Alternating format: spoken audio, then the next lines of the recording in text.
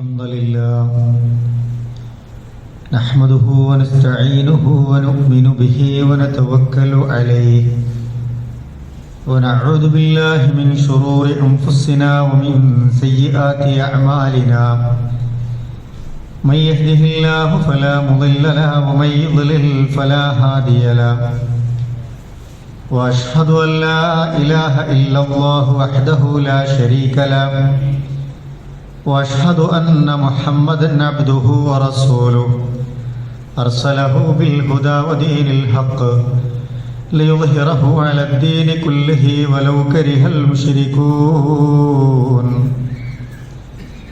اللهم صل على محمد وعلى آل محمد كما صليت على إبراهيم وعلى آل إبراهيم وبارك على محمد وعلى آل محمد كما باركت على إبراهيم وعلى آل إبراهيم إنك حميد مجيد أما بعد فإن خير الحديث كتاب الله وخير الهدي هدي محمد صلى الله عليه وسلم وشر الأمور محدثاتها وكل محدثة بدعة وكل بدعة ضلالة وكل ضلالة في النار أعوذ بالله من الشيطان الرجيم بسم الله الرحمن الرحيم يا أيها الذين آمنوا اتقوا الله حق تقاته ولا تموتن إلا وأنتم مسلمون بسم الله الرحمن الرحيم لقد خلقنا الإنسان في كبد ഏറെ ബഹുമാന്യരായ മുഅ്മിനീങ്ങളെ മുഅ്മിനാത്തുകളെ അല്ലാഹു സുബ്ഹാനഹു വ തആലയുടെ വിധിവിലക്കുകളും നിയമനിർദ്ദേശങ്ങളുമൊക്കെ നമ്മുടെ ജീവിതത്തിൻ്റെ ഓരോ സന്ദർഭങ്ങളിലും സൂക്ഷ്മത പുലർത്തി തഖ്വയുള്ളവരായി ജീവിക്കണമെന്ന് എന്നോടും നിങ്ങളോടുമായി ഓർമ്മപ്പെടുത്തുകയാണ്, വസിയത്ത് ചെയ്യുകയാണ്. മനുഷ്യരായ നമ്മളെ സംബന്ധിച്ചിടത്തോളം ബൗദ്ധികമായും നാഗരികമായും വിദ്യാഭ്യാസപരമായൊക്കെ ഒരുപാട് പുരോഗതി നമ്മൾ കൈവരിച്ചിട്ടുണ്ട്. ഓരോ രാജ്യവും ലോകത്തുള്ള വ്യത്യസ്ത രാജ്യങ്ങളൊക്കെ ഭൗതിക പുരോഗതിയുടെയും അവരുടെ നാഗരിക വളർച്ചയുടെയും വിദ്യാഭ്യാസപരമായ മുന്നേറ്റത്തിൻ്റെയും ഒക്കെ പേരിൽ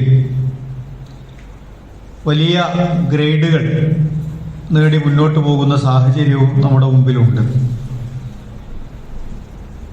എന്നാൽ ലോകത്ത് ഇത്തരം പുരോഗതികളൊക്കെ ഉണ്ട് എന്ന് നമ്മൾ വിലയിരുത്തുമ്പോഴും ശാസ്ത്ര സാങ്കേതിക രംഗത്തെ വിസ്മയിപ്പിക്കുന്ന ഒരുപാട് കണ്ടുപിടുത്തങ്ങൾ നമ്മുടെ ജീവിതത്തെ എളുപ്പമാക്കുന്നുണ്ട് എങ്കിലും മനുഷ്യരാകപ്പാടെ അസ്വസ്ഥത അനുഭവിക്കുകയും കൂടുതൽ ടെൻഷനൊക്കെ അനുഭവിക്കുകയും ചെയ്യുന്ന ഒരു സാഹചര്യം കൂടിക്കൂടി വരികയാണ്.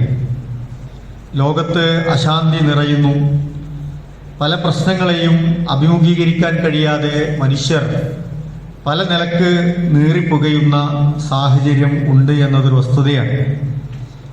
ടെൻഷൻ എന്നതൊരു വലിയ പ്രശ്നമായി ഇന്ന് നമ്മുടെ ജീവിതത്തിലേക്ക് കടന്നു വന്നിട്ടുണ്ട്.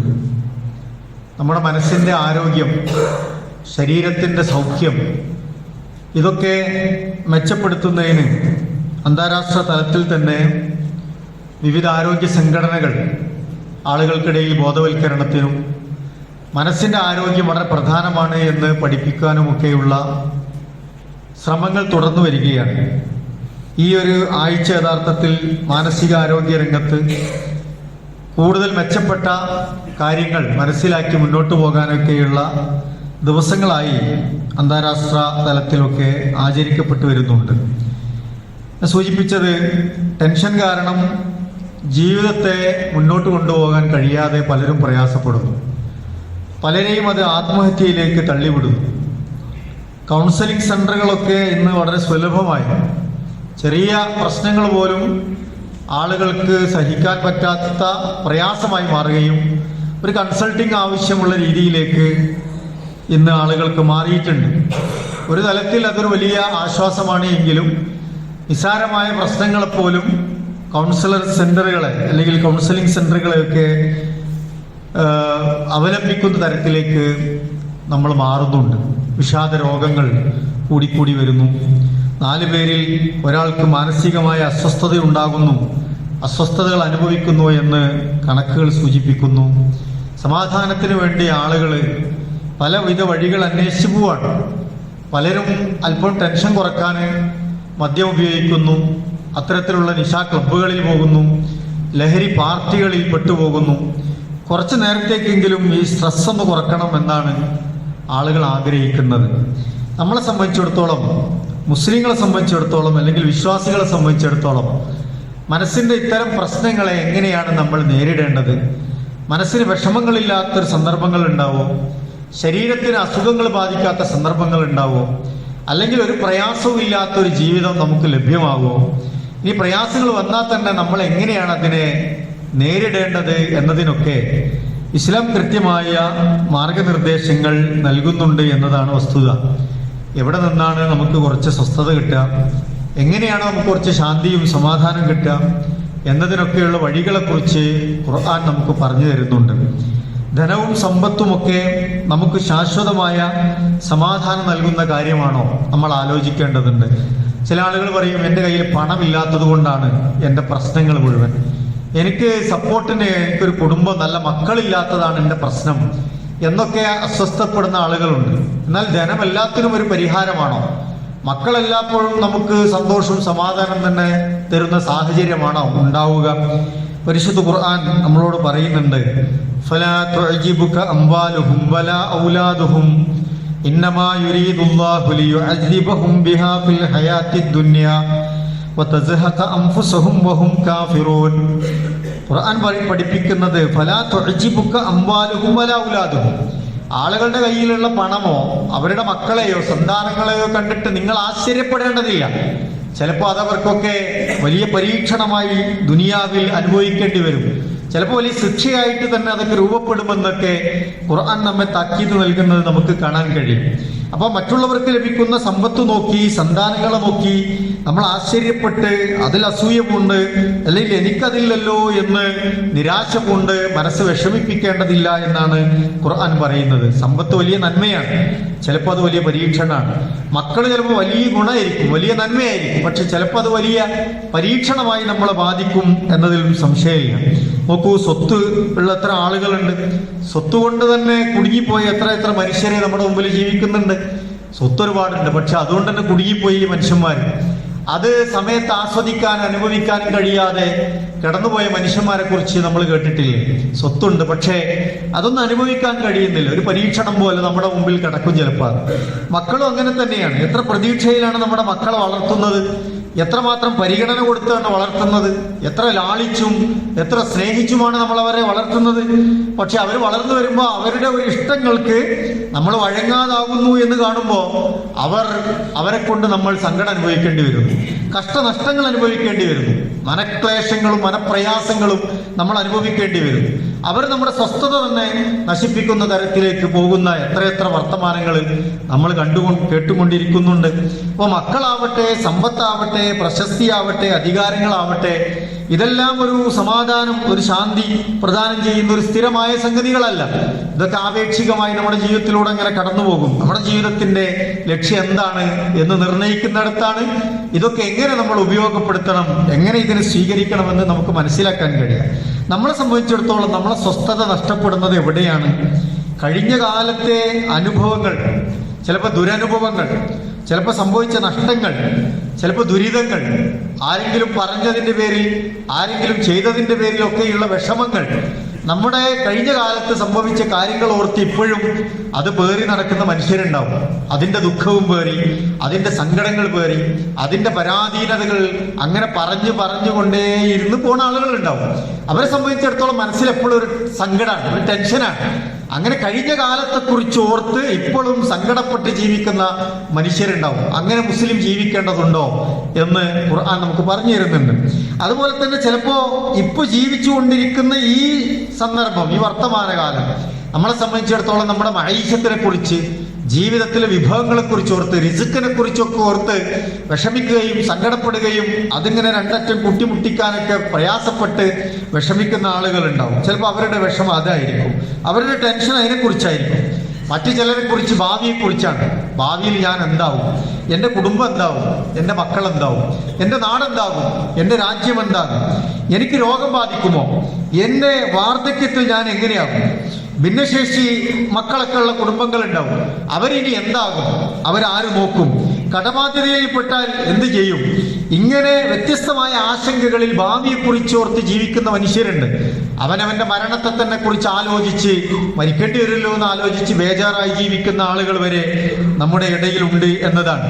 അപ്പൊ ചിലർ ഭൂതകാലത്തെക്കുറിച്ച് ഓർത്ത്, ചിലർ വർത്തമാനത്തെ കാലത്തെക്കുറിച്ച് ഓർത്ത്, ചിലർ ഭാവിയെക്കുറിച്ച് ഓർത്തൊക്കെ നെടുവീർപ്പിട്ട് കഴിയാണ്, വിഷമിച്ച് കഴിയാണ്. അങ്ങനെ കഴിയേണ്ടവരാണോ വിശ്വാസി? എങ്ങനെയാണ് നമ്മുടെ ജീവിതത്തെ ക്രമപ്പെടുത്തേണ്ടത്? വെറുതെ ഇങ്ങനെയുള്ള കാലം ടെൻഷൻ അടിച്ച് ജീവിക്കാനുള്ളതാണോ എന്ന് നമ്മൾ പരിശോധിക്കേണ്ടതുണ്ട്. മതം നമുക്ക് ഈ വിഷയത്തിൽ വലിയ വെളിച്ചം പകരുന്നുണ്ട് എന്നതാണ് യഥാർത്ഥ വസ്തുത. നമ്മുടെ ജീവിതത്തെക്കുറിച്ച് നല്ല കാഴ്ചപ്പാട് രൂപപ്പെടുത്തിയാൽ നമുക്ക് ജീവിതത്തെ സമാധാനപൂർണമായി സ്വസ്ഥമായ ഒരു ജീവിതത്തെ ക്രമപ്പെടുത്തി മുന്നോട്ട് കൊണ്ടുപോകാൻ കഴിയുമെന്നാണ് പരിശുദ്ധ ഖുർആൻ നമ്മളെ പഠിപ്പിക്കുന്നത്. ഒന്ന് നമ്മളതിന് മനസ്സിലാക്കേണ്ടത്, ഈ ജീവിതം എന്ന് പറയുന്നത് സുഖവും ദുഃഖവും ഒക്കെ കൂടിച്ചേർന്നതാണ്.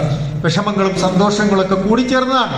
സന്തോഷം മാത്രമുള്ള ഒരു ജീവിതം, വിഷമങ്ങളില്ലാത്ത ഒരു ദുനിയാവ്, അങ്ങനെ ഒരു ദുനിയാവില്ല എന്നത് നമ്മൾ ആത്യന്തികമായി മനസ്സിലാക്കേണ്ടതുണ്ട്. സുഖദുഃഖങ്ങൾ കൂടിച്ചേർന്ന് വരുന്ന ഒരു സമയമാണ് നമ്മുടെ ഈ ജീവിതം എന്ന് പറയുന്നത്.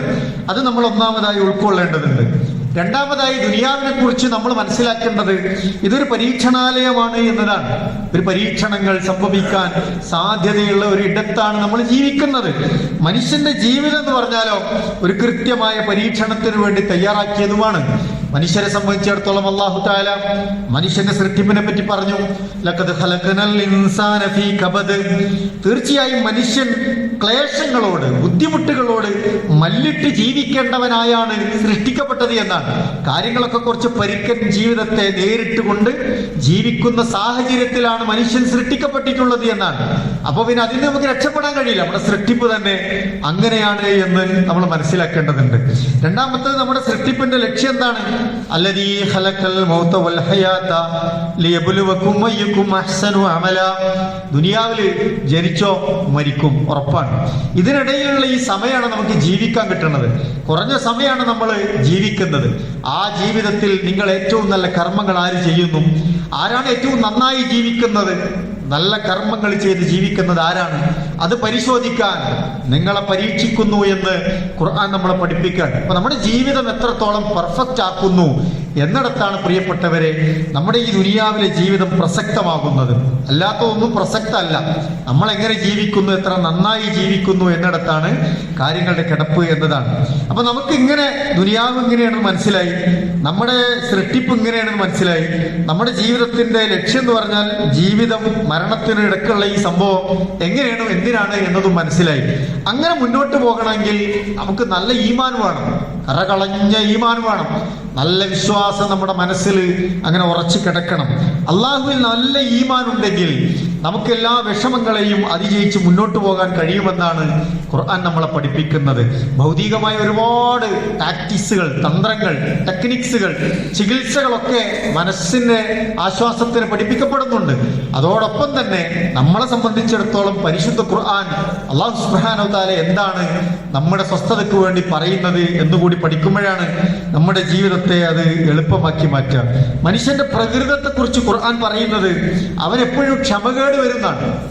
അക്ഷമ കാണിക്കും, അസ്വസ്ഥനാകും. അപ്പൊ ക്ഷമ എന്നത് വളരെ പ്രധാനമാണ്. ഒരു ക്ഷമിക്കാൻ പറ്റാത്ത സാഹചര്യം പെട്ടെന്ന് മനുഷ്യന് പിടികൂടുമെന്നാണ് ഖുർആൻ പഠിപ്പിക്കുന്നത്. പ്രത്യേകിച്ച് അവന് പറ്റാത്തത് അവന്റെ ജീവിതത്തിലേക്ക് വരുമ്പോ, ഇന്നൽ ഇൻസാന ഖുലിക ഹലുഅ ഇദാ മസ്സഹു ശർറു ജസുഅ. മനുഷ്യൻ എന്ന് പറഞ്ഞാൽ മോശമായത് അവനെ ബാധിച്ചോ അവനാകെ അസ്വസ്ഥനാവും. അത് ആരുടെ ഗുണമായിട്ടാണ് പറയണത്, അല്ലെങ്കിൽ ആരുടെ ലക്ഷണമായിട്ടാണ് പറയണത്? യഥാർത്ഥത്തിൽ ഈമാൻ ഉറക്കാത്തവരുടെ ലക്ഷണമായിട്ടാണ് ഖുർആൻ അത് പഠിപ്പിക്കുന്നത്. നല്ലത് വരുമ്പോ അത് അള്ളാഹ്നെ പരിഗണിച്ച്, എന്നാൽ മോശമായത് എന്തെങ്കിലും സംഭവിച്ചാൽ അത് അള്ളാഹ്നെ കൈവഴിഞ്ഞ് അള്ളാഹ് ഒന്നിനും പറ്റാത്തവനാണ് എന്ന് പറയാം, ദൈവത്തെ തള്ളി പറയാം, അങ്ങനെ പടച്ചവനെ പരിഹസിക്കുക. അത്തരത്തിലുള്ള സാഹചര്യങ്ങൾക്ക് മനസ്സ് മാറിപ്പോകുന്നവരെ പറ്റി ഖുർആൻ പഠിപ്പിക്കുന്നുണ്ട്. അപ്പൊ ഈ അക്ഷമ, ഈ അസ്വസ്ഥമായ ഈ മനസ്സിൽ നിന്ന് രക്ഷപ്പെടണം. അതിന് നമ്മൾ നല്ല ഈമാനുള്ളവരായി മാറുക എന്നുള്ളതാണ്. അള്ളാഹിനെ കൂടുതൽ മനസ്സിലാക്കുകയും അള്ളാഹുവിലേക്ക് കൂടുതൽ അടുക്കുകയും ചെയ്യുക എന്നുള്ളതാണ്. അപ്പൊ നമുക്ക് ഈ പ്രകൃതത്തിൽ നിന്ന് രക്ഷപ്പെടാൻ പറ്റും. നല്ല ഈമാൻ, നല്ല തവക്കുൽ ഉണ്ടായാൽ നമുക്ക് പ്രിയപ്പെട്ടവരെ പ്രയാസങ്ങൾ മറികടന്നിട്ട് മുന്നോട്ട് പോകാൻ കഴിയും. ആളുകൾ നോക്കൂ, പ്രശ്നങ്ങൾ ഉണ്ടാകുമ്പോൾ വീണ്ടും വീണ്ടും ദുനിയാവിലെ ചില ആനന്ദങ്ങളിൽ അഭയം തേടാൻ ശ്രമിക്കുകയാണ്. അള്ളാഹുവിൽ നിന്ന് അകലുകയും ദുനിയാവിന്റെ ചില രസങ്ങളിൽ അവനിങ്ങനെ സമയം ചെലവഴിച്ച് മനസ്സിന്റെ ടെൻഷൻ ഒഴിവാക്കാൻ പരിശ്രമിക്കുകയാണ്. ചിലരിങ്ങനെ കുറെ നേരം പാട്ട് കേട്ടാൽ തീരും തോന്നും, ചിലർ ഇതേപോലെ മദ്യം ഉപയോഗിക്കാൻ പോകും, ചിലർ വല്ല ലഹരി കമ്പനിയിൽ കൂടും, ചിലർ അവരുടെ ഫ്രണ്ട് സർക്കിളിൽ വേണ്ടാത്തരങ്ങൾ ചെയ്യും. അങ്ങനെ പ്രഷറുകൾ കുറക്കാൻ വേണ്ടി മനുഷ്യൻ ദുനിയാവിന്റെ ചില ആനന്ദങ്ങളെ തേടിപ്പോവാണ്. യഥാർത്ഥത്തിൽ അവർ അള്ളാഹുവിൽ നിന്ന് അകലെയാണ്, അള്ളാഹുവിലേക്ക് അടുക്കുകയല്ല. അങ്ങനെ അള്ളാഹുവിൽ നിന്ന് അകലുമ്പോ മനുഷ്യർക്ക് തോന്നുമോ സുഖമായി, ഒരു സുഖമുണ്ട്, ഒരു സ്വസ്ഥത ഉണ്ട്, ഒരു സന്തോഷം കിട്ടി, എന്റെ ടെൻഷൻ ഒന്ന് കുറഞ്ഞെന്ന് തോന്നും. പക്ഷെ ഖുർആൻ പഠിപ്പിക്കുന്നത് നിങ്ങൾ അത്തരം സന്ദർഭങ്ങളിൽ അള്ളാഹുവിന്റെ ഓർമ്മകളെ വിട്ടുപോകല്ലോ വേണ്ടത്, കൂടുതൽ അള്ളാഹുവിലേക്ക് അടുക്കുകയാണ് വേണ്ടത്. നിങ്ങൾ അള്ളാഹുവിന്റെ ഓർമ്മകളിൽ നിന്ന് വിട്ടുപോയാൽ നിങ്ങളുടെ ജീവിതം കൂടുതൽ ദുസ്സഹമാവും, ഇടങ്ങേറാകും, കൂടുതൽ കുടുസായി മാറുമെന്നാണ് ഖുർആൻ പഠിപ്പിക്കുന്നത്. അങ്ങനെ അള്ളാഹിന്റെ ഓർമ്മകൾ ഇങ്ങനെ വിട്ടു പോയാൽ അയാൾക്ക് ദുനിയാവ് മാത്രമല്ല, നാളെ അന്ധനായിട്ട് അയാളെ പരലോകത്ത് അള്ളാഹു തആല ഉയർത്തെഴുന്നേൽപ്പിക്കുമെന്നാണ്. കാരണം അള്ളാഹുവിന്റെ വചനങ്ങളെ, അള്ളാഹുവിന്റെ സ്മരണകളെ, അള്ളാഹുവിലേക്ക് അടുക്കാനുള്ള അവസരങ്ങൾ അയാൾ നഷ്ടപ്പെടുത്തുകയാണ്. അങ്ങനെയല്ല, കൂടുതൽ അള്ളാഹുവിലേക്ക് അടുത്ത് അള്ളാഹുമായിട്ടുള്ള ബന്ധം ശക്തിപ്പെടുത്താനാണ് യഥാർത്ഥത്തിൽ ഖുർആൻ നമ്മളെ ഓർമ്മിപ്പിക്കുന്നത്. ചില പ്രശ്നങ്ങൾ ഉണ്ടാകുമ്പോൾ ആൾക്കാർ പറയും ദൈവമാണ് പ്രശ്നം, പടച്ചോൻ തന്നെ മൊത്തത്തിലുള്ള പ്രശ്നം, മതമാണ് പ്രശ്നം, ഈ ദീനാണ് പ്രശ്നം, മതമില്ലെങ്കിൽ ഇവിടെ ഭയങ്കര ഹാപ്പി ആവുന്നതാണ് ആൾക്കാരുടെ വിചാരം. മതമാണ് ഇവിടുത്തെ പ്രശ്നം എന്ന് ആളുകൾ പറയാണ്, വിശ്വാസമാണ് പ്രശ്നം എന്ന് പറയാണ്. പുതിയ കാലത്തൊക്കെ ഇപ്പൊ നമുക്കറിയാം, സോഷ്യൽ മീഡിയയിലൊക്കെ വന്നുകൊണ്ടിരിക്കുന്ന വർഗീയപരമായ ചർച്ചകൾ, മതത്തിന്റെ പേരിലൊക്കെയുള്ള തമ്മിൽ തല്ലും കലഹങ്ങളും, ആളുകൾ സ്വാഭാവികമായിട്ടും ചർച്ചയിലെത്തും. മതം ഭയങ്കര പ്രശ്നം തന്നെയാണ്, ഒരാൾക്കാർ മുസ്ലിം ആയതാണ് പ്രശ്നം, ഒരാൾക്കാർ മുസ്ലിം അല്ലാത്തതാണ് പ്രശ്നം, ഇവർ തമ്മിലുള്ള പ്രശ്നമൊക്കെ മതമാണ് എന്ന് തെറ്റിദ്ധരിക്കാണ്. അപ്പൊ ആളുകൾ ഇങ്ങനെ മതം വിട്ടാൽ ഇത് ഭയങ്കര സുഖമാണ് എന്ന് വിചാരിക്കും. മതമാണ് പ്രശ്നം, എന്റെ ടെൻഷന്റെ കാരണം മതമാണ്. ഞാൻ സ്വതന്ത്രനാകാം, എനിക്ക് ഒരു കെട്ടുപാടും വേണ്ട, ഒരു അതിർത്തിയും വേണ്ട, ഞാൻ സ്വതന്ത്രനാകാൻ എന്ന് ചിന്തിച്ചു പോവുകയാണ് മനുഷ്യൻ. അള്ളാഹ് പറഞ്ഞു, ആരെങ്കിലും അങ്ങനെ ചിന്തിച്ചു പോയാൽ അവൻ സ്വാതന്ത്ര്യത്തിലേക്കല്ല പോകുന്നത്, അവൻ സ്വസ്ഥതയിലേക്കല്ല പോകുന്നത്, അവൻ കൂടുതൽ ജീവിതത്തെ കുടുസായ ഒരു തലത്തിലേക്കാണ് കൊണ്ടിടുന്നത് എന്നതാണ് ഖുർആൻ പ്രിയപ്പെട്ടവരെ നമ്മളെ പഠിപ്പിക്കുന്നത്. ഞാൻ സൂചിപ്പിച്ചത്, നല്ല ഈമാനുള്ളവർക്ക് ഇതിനൊക്കെ പരിഹരിച്ച് മുന്നോട്ട് പോകാനുള്ള ഒരു താക്കത്ത്, ഒരു ബർക്കത്ത്, ഒരു നിഅമത്ത് അല്ലാഹു സുബ്ഹാനഹു വ തആല നൽകുമെന്നതാണ്. അതിന് അള്ളാഹുവായിട്ടുള്ള ഈ ബന്ധം പ്രിയപ്പെട്ടവരെ നമ്മൾ കൂടുതൽ ശക്തിപ്പെടുത്തുക എന്നുള്ളതാണ്. നല്ല ഈമാനുള്ളവർക്ക് കഴിയുന്ന രണ്ട് കാര്യങ്ങളെ കുറിച്ച് ഹബീബുനാ റസൂലുള്ളാഹി സ്വല്ലല്ലാഹു അലൈഹി വസല്ലം പഠിപ്പിക്കുന്നുണ്ട്. എന്താണത്? ഇന്നസാബതുഹു സറാ ശക്കറ ഫകാന ഖൈറൻ ലഹു വൈനസാബതുഹു ലറാ സബറ ഫകാന ഖൈറൻ ലഹു. ഒരാൾക്കൊരു ഖൈറ് കിട്ടി, അയാൾ അള്ളാഹ്ക്ക് ശുക്ർ കാണിക്കുന്നു. ഒരാൾക്ക് നല്ല നിഅമത്ത്, നല്ല ആഫിയത്ത് ഉണ്ടായി, നല്ല പണം ഉണ്ടായി, നല്ല മക്കളുണ്ടായി, ഒക്കെ കാലാവസ്ഥക്ക് നല്ല അനുകൂലമാണ്, നല്ല റാഹത്താണ്. ഇപ്പോ അയാൾ എന്താ ചെയ്യേണ്ടത്? മതിമറന്ന് ജീവിക്കാനല്ല, ശക്കറ, അള്ളാഹ്ക്ക് ശുക്ർ ചെയ്ത് ജീവിക്കുക. പടച്ചോനെ എന്ന് അൽഹംദുലില്ലാ എന്ന് പറഞ്ഞ് അള്ളാഹ്ക്ക് വിധേയപ്പെട്ട് ജീവിക്കുക. എന്നാൽ ചിലപ്പോഴോ ചില ആളുകൾക്ക് പ്രയാസങ്ങൾ വരും, വിഷമങ്ങൾ വരും, രോഗം ഉണ്ടാവും, കടബാധ്യത ഉണ്ടാവും, സങ്കടങ്ങൾ ഉണ്ടാവും, മറ്റു ചില പ്രതിസന്ധികൾ ഉണ്ടാവും, പരീക്ഷണങ്ങൾ ഉണ്ടാവും. അപ്പൊ എന്താ ചെയ്യേണ്ടത്? സ്വബറ, അയാൾ ക്ഷമിക്കുമെന്നാണ്. നല്ല ഈമാനുള്ളവർക്ക് ഇത് കഴിയുള്ളൂ എന്നുള്ളതാണ്. ശുക്ർ ചെയ്യേണ്ട സന്ദർഭങ്ങളിൽ അയാൾ ശുക്ർ ചെയ്യും, ക്ഷമിക്കേണ്ട സന്ദർഭങ്ങളിൽ അയാൾ ക്ഷമിക്കും. ഫകാന ഖൈറൻ ലഹു. ഇത് രണ്ടും അയാൾക്ക് ഭയങ്കര ഖൈറാണ് എന്നാണ് റസൂലുള്ളാഹി സ്വല്ലല്ലാഹു അലൈഹി വസല്ലം പഠിപ്പിക്കുന്നത്. അപ്പൊ ഈമാനും തവക്കുലും ക്ഷമയും ഒക്കെ നമ്മുടെ കൈമുതലായി ഉണ്ടാകുമ്പോഴാണ് ഏത് സാഹചര്യത്തെയും നമുക്ക് സ്വസ്ഥമാക്കി മുന്നോട്ട് കൊണ്ടുപോകാൻ കഴിയുള്ളൂ. അല്ലെങ്കിൽ ഭയങ്കര നമ്മൾ അസ്വസ്ഥമാകും, ആകെ വറീഡാകും, അതിന്റെ പേരിൽ എന്തെങ്കിലും പറയും, എന്തെങ്കിലും എടുത്തു ചാടും, എന്നിട്ട് കുഴപ്പങ്ങൾ ഉണ്ടാക്കും, അതിന്റെ പേരിൽ പിന്നീട് ഖേദിക്കേണ്ടി വരും, എന്നിട്ട് കഴിഞ്ഞ കാലത്ത് സംഭവിച്ച കാര്യത്തെ ഓർത്ത് സങ്കടപ്പെടേണ്ടി വരും, ചെയ്തതിന്റെ പേരിലൊക്കെയുള്ള വലിയ കുറ്റബോധങ്ങൾ ഉണ്ടാകേണ്ടി വരും. അപ്പൊ ഇതൊക്കെ ഒരു ഈമാനുമായി ബന്ധപ്പെടുത്തി ക്ഷമയും തവക്കുലോടുകൂടി പ്രിയപ്പെട്ടവരെ നമ്മൾ മുന്നോട്ട് പോകുക എന്നുള്ളതാണ്. ചില ആളുകളെ സംബന്ധിച്ചിടത്തോളം മരണത്തെക്കുറിച്ച് ഭയങ്കര ഭയപ്പാടാണ്. മരണം ആലോചിച്ച് സ്വസ്ഥത നഷ്ടപ്പെടുന്നു എന്നാണ്. ഞാൻ എങ്ങനെ മരിക്കുക, മരിച്ചാൽ ഇന്നത്ര ആൾക്കാരെ കാണാൻ വരിക, ഇന്നൊക്കെ ആലോചിച്ചിട്ട് ഒരു ടീം ഒരു പുതിയ ജനറേഷൻ വളരുന്നുണ്ട് എന്നാണ്. മരിച്ചാൽ ഞാൻ എങ്ങനെ ആവുമെന്ന് ആലോചിച്ചിട്ട് ഇപ്പോഴേ ബേജാറാകുക, അത് സ്വപ്നം കാണുക, അതിന്റെ പേരിൽ ഒരു സുഖം അനുഭവിക്കുക, അല്ലെങ്കിൽ ഒരു ടെൻഷൻ അനുഭവിക്കണമെന്ന് ഒരു പ്രത്യേക തരം ഫീൽ ഉണ്ടാകുക, ഇങ്ങനെ ഒരു ടീം ഉണ്ടാകുക.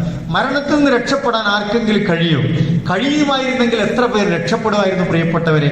മരണം ഒരു സത്യമല്ലേ? നമ്മൾ ആലോചിച്ച് നോക്കുക. ദുനിയാവിൽ നന്മ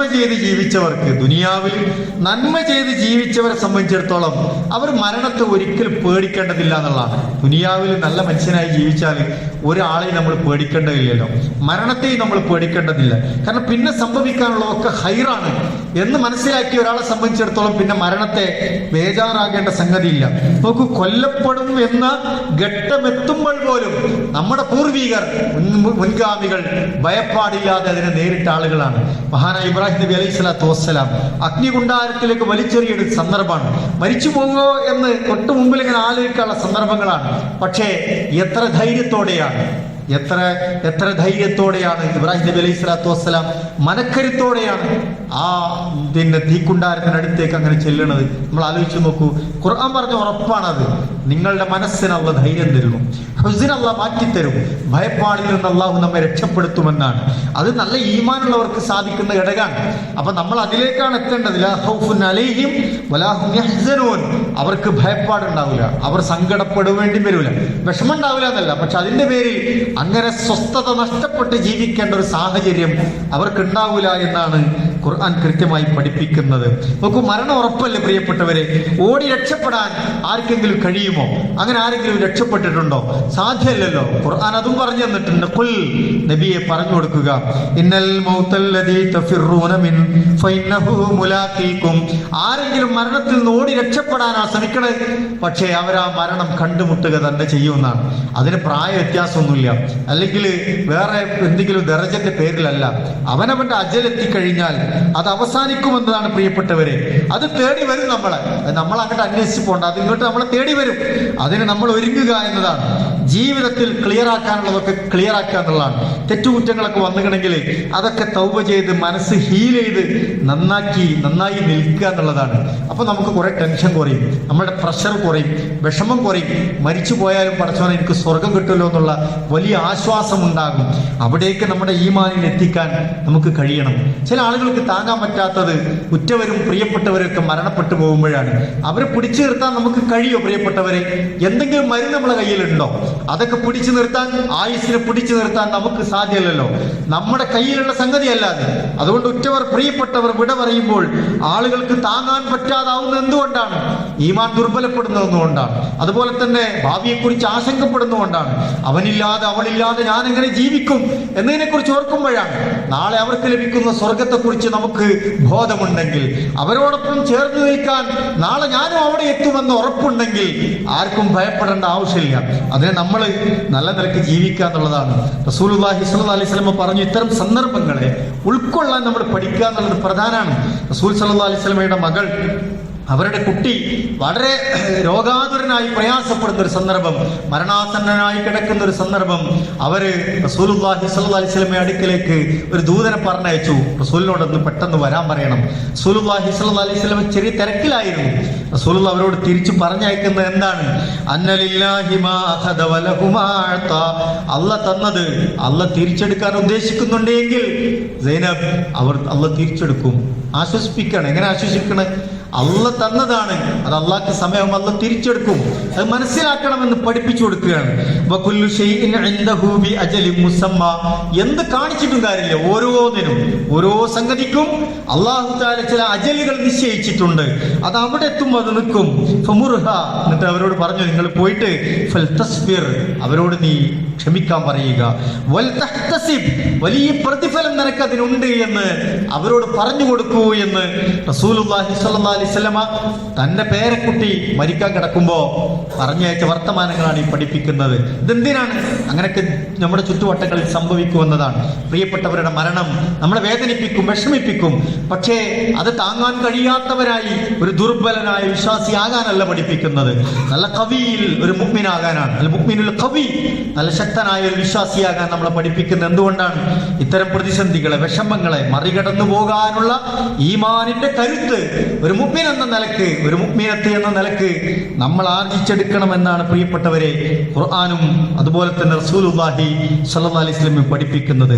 പരലോകത്തെ പ്രതീക്ഷിക്കുന്നവർക്ക് ദുനിയാവിലെ സങ്കടങ്ങൾ യഥാർത്ഥ സങ്കടമായി തോന്നൂല എന്നുള്ളതാണ്.